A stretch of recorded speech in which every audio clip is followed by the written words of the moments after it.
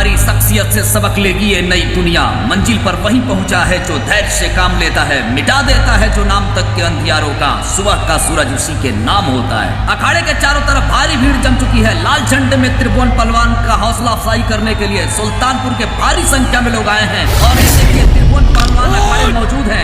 इंतजार हो रहा है सिर्फ राजू पहलवान का। और पीले झंडे में रामपुर गांव भी उमड़कर आया है राजू पहलवान के हौसला अफजाई करने के लिए।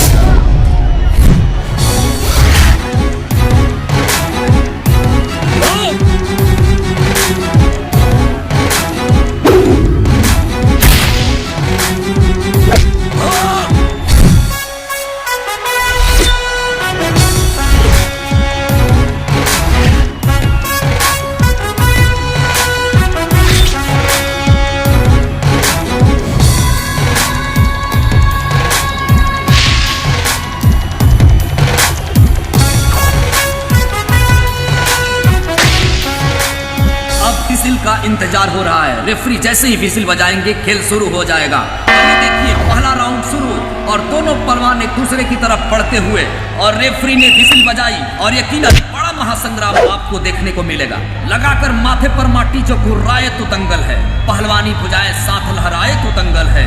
दांव और पेच का एक खेल अद्भुत है, निराला है कि जब दो शेर आपस में यूं टकराए तो दंगल।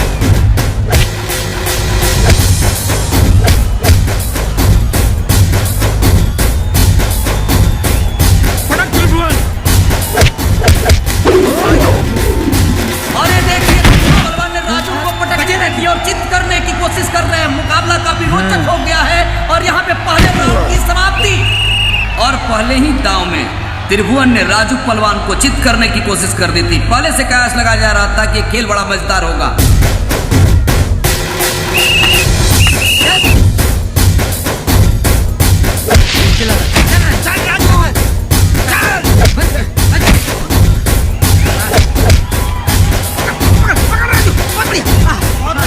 खेल शानदार हो चुका है। बड़ी रोमांचकारी स्थिति में कुश्ती पहुंच चुकी है और राजू पहलवान ने पांव पकड़कर त्रिभुवन पहलवान को पटक दिया है।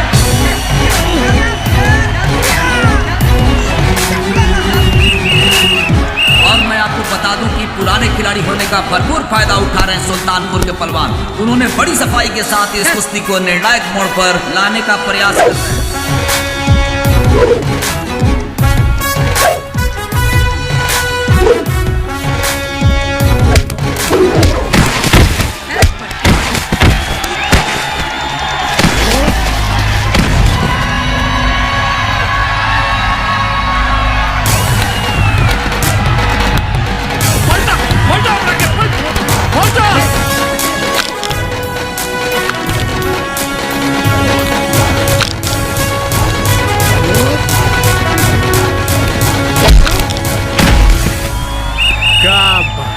यकीनन बड़ा महासंग्राम हो रहा है, यानी इन पर भारी पड़ रहे हैं त्रिभुवन पहलवान।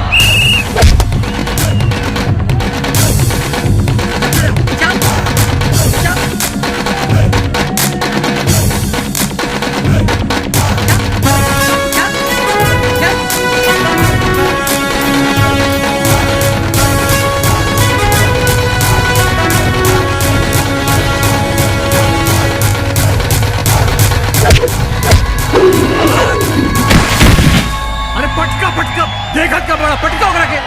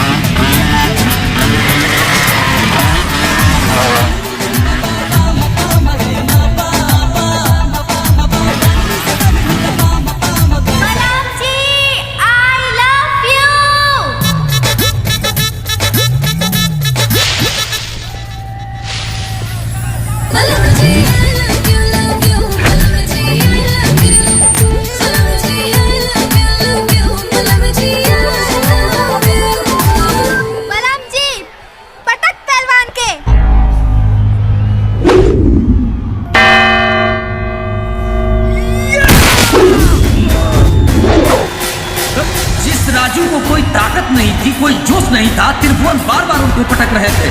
अचानक उनमें जोश आ गया। बजरंग बली!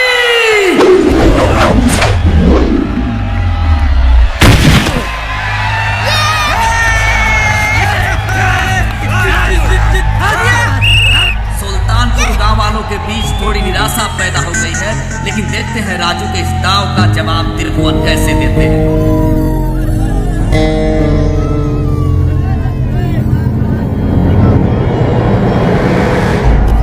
कुश्ती का रंग बिल्कुल बदल गया है। यहाँ राजू पहलवान त्रिभुवन पर भारी पड़ते नजर आ रहे हैं।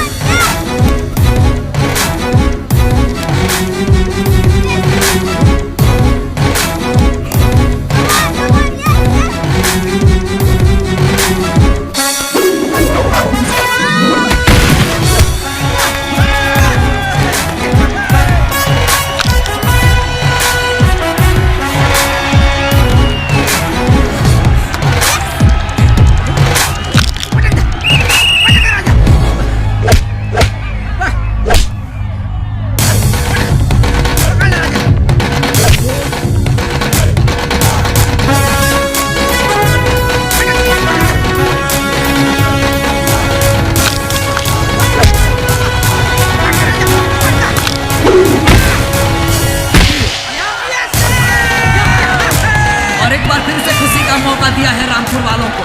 अब देखते हैं अंतिम दौर में किसका भाग साथ देता है। क्या रामपुर अपनी प्रतिष्ठा बचाएगा या सुल्तानपुर अपना सूरज उगाएगा?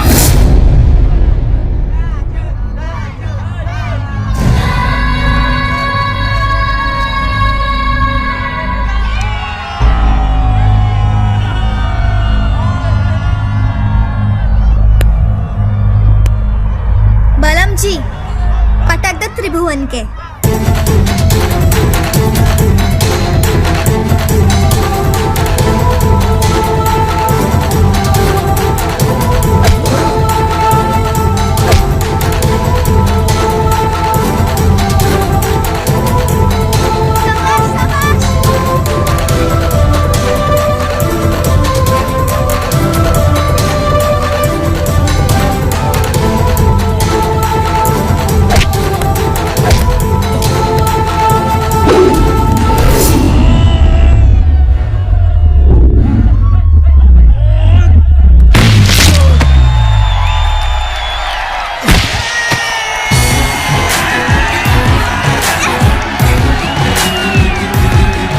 इस महासंग्राम को जीता है रामपुर ने।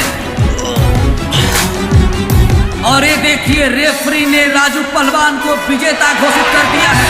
और ये देखिए रामपुर गांव वालों में खुशी की लहर दौड़ गई है। चारों तरफ जश्न का माहौल है और वे अपना पीला झंडा लहराकर खुशी का इजहार कर रहे हैं।